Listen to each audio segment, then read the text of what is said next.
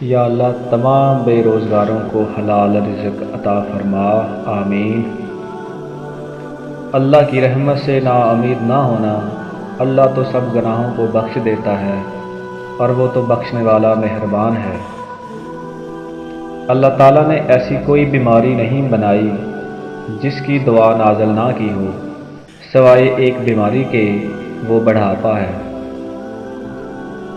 اللہ تعالیٰ جس کے ساتھ خیر و بلائی کرنا چاہتا ہے اسے بیماری کی تکالیف اور دیگر مصیبتوں میں مبتلا کر دیتا ہے۔ اے اللہ ہمیں جہنم کی آگ سے بچا، آمین۔ جب تمہیں خوشیاں ملنے لگیں تو 3 چیزیں کبھی مت بھولنا: اللہ کو، اللہ کی مخلوق کو اور اپنی اوقات کو۔ دنیا میں 1000 رشتے بناؤ لیکن ایک رشتہ ایسا بناؤ جب ہزاروں آپ کے خلاف ہوں تو وہ ایک آپ کے ساتھ ہو۔ بے شک ہر اندھیرے کے بعد اجالا ہے، بے شک ہر تنگی کے بعد آسانی ہے۔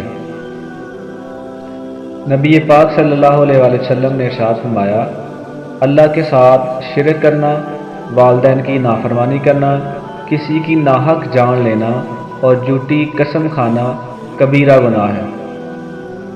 انسان کتنا ہی امیر کیوں نہ بن جائے، تکلیف بیچ نہیں سکتا اور سکون خرید نہیں سکتا۔ تم اپنے کردار کو اتنا بلند کرو کہ دوسرے لوگ دیکھ کر کہیں، اگر امت ایسی ہے تو نبی کیسے ہوں گے۔ اور جنت متقی لوگوں کے لیے قریب کر دی جائے گی۔ جو لوگ وقت ضائع کرتے ہیں وہ کبھی پیسہ نہیں کما سکتے۔